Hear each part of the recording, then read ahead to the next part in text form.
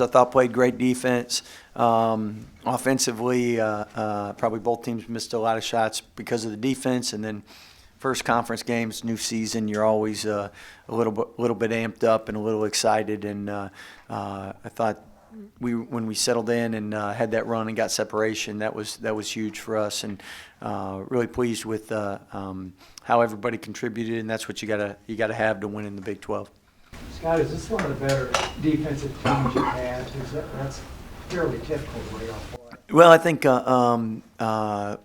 thus far this season we've been very good defensively, and it gets a lot tougher in the Big 12 because people know your tendencies and the fine weaknesses in your defense. So after you go through the league one time, you'll know a lot more about your team. But to David Kay pointed out, it's fewest points we've held someone in the Big 12 since 2015. So I know that's anytime you can do that to any Big 12 team, that's tremendous. But you did it to Butler too in Arizona. Had the defensive games against them. Why is this team so good defensively? Is it something? Well, I think like you look last year, and I think we held Oregon and Arizona to their fewest, and both those games were predominantly zone games. So I think the players really deserve the credit for no matter what the scheme is, they've bought in and really locked in defensively and care about it. And it takes a team to defend. It's never one guy. So just pleased with their mentality, and it starts on the ball with Davion Mitchell for us. I guess that's pretty important, especially when you guys have streaks like you did in the second half. You didn't make a shot for a while.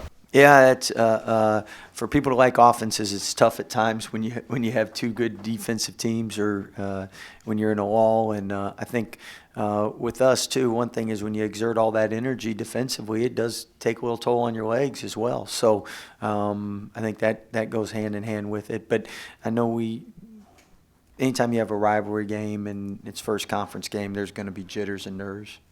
And you got an easy transition this next week with what you got.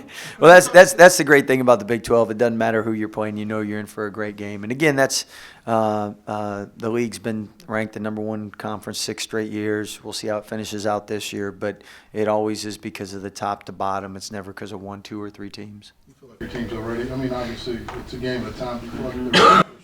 Well, I think you look at basketball nationwide, and I think you'd be foolish to think that your team's arrived or your team's invincible. I think it's who shows up and executes and plays well, and those teams have been winning, and that's especially this year. It seems like there's no dominant team. Scott, you said those games last year were predominantly zone. This one seemed predominantly man tonight. What led you to choose that matchup? Well, I think most of this year we've been playing man, and that's our personnel. It's fit it better, and thus led to it.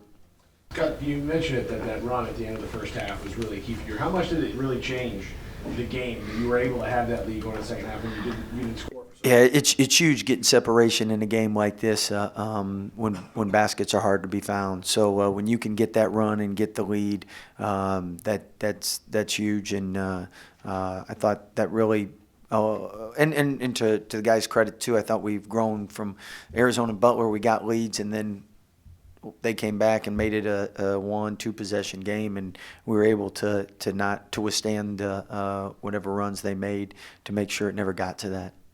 So Scott, when you got Davion or Jared or somebody on Jericho Sims, is that just switching? Is that how do you wind up at that kind of situation? Well, in basketball, there's a lot more switching than ever used to go and used to happen, and a lot of that's positionless basketball, style of play, and but we all know that that's why it's team basketball, because one-on-one, if Jericho has the ball versus one of those guys, it's not our advantage. So you got to do a good job making it tough for them to take advantage of that in those situations.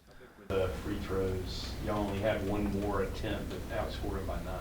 Yeah, I thought free throw shooting, it's seems it's very contagious, and some nights you're making them, some nights you're not, and I know that's always frustrating for fans, coaches, players, and everybody. But I guess like in golf, we were making our putts today.